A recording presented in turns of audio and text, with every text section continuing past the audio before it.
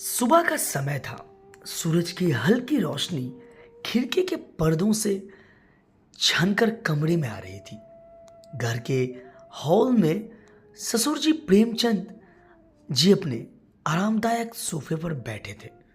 उनके सामने टेबल पर गर्मा गर्म कॉफी, कटोरी में काजू और किशमिश और एक गिलास दूध रखा हुआ था। वो बड़े इत्मीनान से इसे खा पी रहे थे। उनकी उम्र लगभग 65 साल की थी, लेकिन उनकी आदतें ऐसी थी कि जैसे अब भी राजा महाराजा के जमाने में जी रहे हो। उनके बेटे कमलेश और बहू आरती एक छोटे से घर में बड़ी मुश्किलों से गुजारा कर रहे थे। कमलेश एक प्राइवेट कंपनी में नौकरी करता था, जहां उसे मेहनत के बावजूद कम वेतन मिलता था।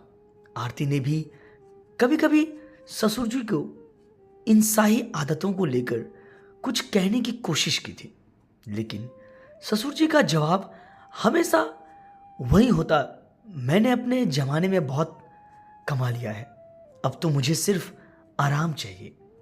बेटा कमा रहा है तो मेरे खाने पीने पर पाबंदी क्यों? कमलेश रोज सुबह जल्दी उठकर ऑफिस के लिए तैयार होता।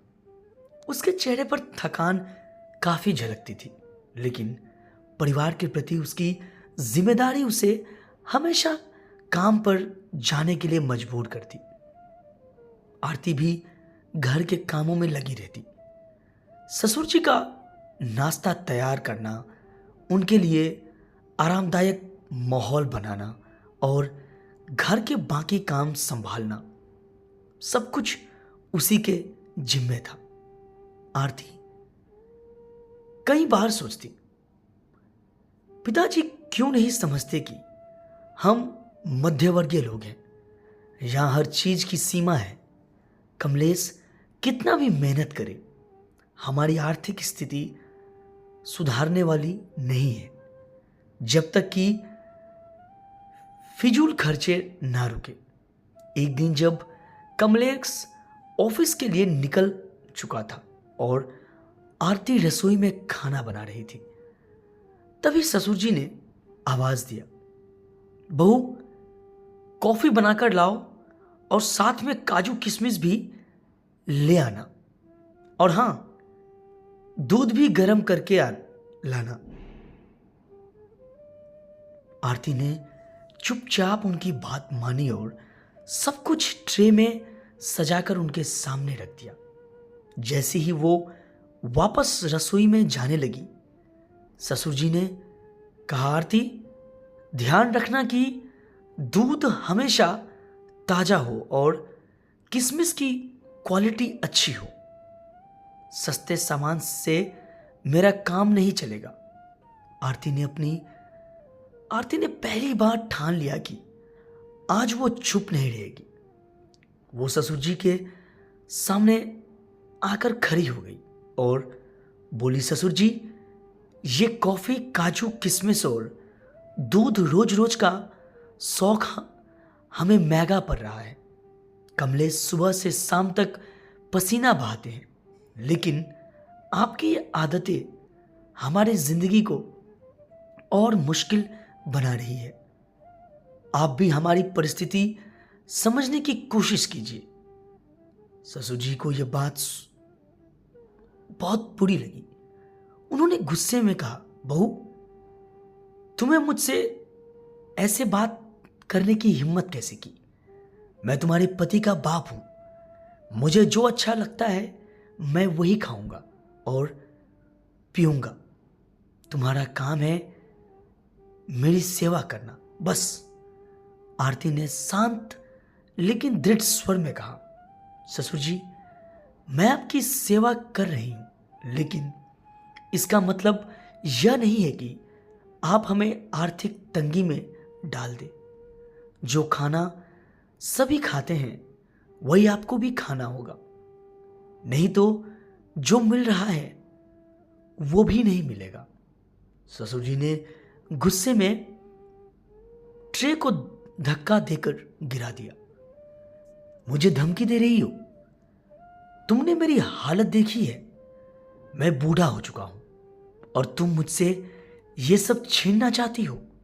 आरती ने दृढ़ता से जवाब दिया, नहीं ससुर जी, मैं आपसे कुछ नहीं छीन रही। मैं सिर्फ आपको यह समझाना चाहती हूं कि हमारी आर्थिक स्थिति अच्छी नहीं है। अगर आपने अपने शौक कम नहीं किए तो हमें भूखे भी रहना पड़ सकता है। उस दिन के बाद घर में सन्नाटा छा गया।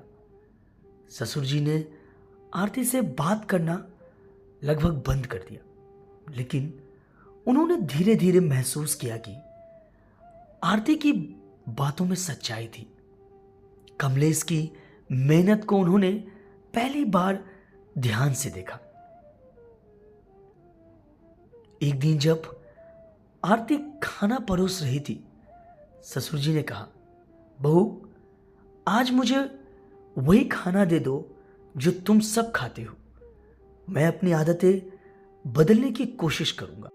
आरती के चेहरे पर हल्की मुस्कान आ गई। उसने बिना कुछ कहे उनके लिए खाना परोसा। धीरे धीरे ससुर जी ने अपनी फिजूल खर्चे आदतें बदल दी। अब वह वही खाना खाते जो घर में सबके लिए बनता। उन्होंने कमलेश की मेहनत को सराहा और उसे कभी कभी ऑफिस से आने के बाद आराम करने के लिए भी कहते।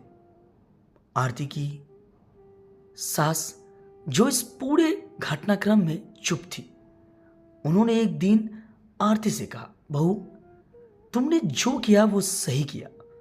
अगर तुमने ससुर जी को नहीं रोका होता तो हमारी स्थिति और खराब हो जाती।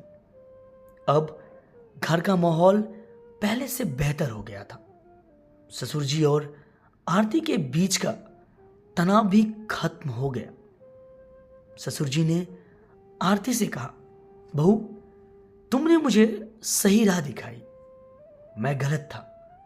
अब मुझे एहसास हो गया है कि हमें एक दूसरे की परिस्थिति समझनी चाहिए और मिलजुल कर रहना चाहिए। दोस्तों, आरती ने मुस्कुराते हुए जवाब दिया, ससुर जी, परिवार का मतलब ही यही है कि हम एक दूसरे का ख्याल रखें। जब हम सभी एक साथ चलेंगे तभी हमारा जीवन सुखी होगा। इस कहानी ने यह सिखाया कि परिवार में हर सदस्य की भूमिका महत्वपूर्ण होती है।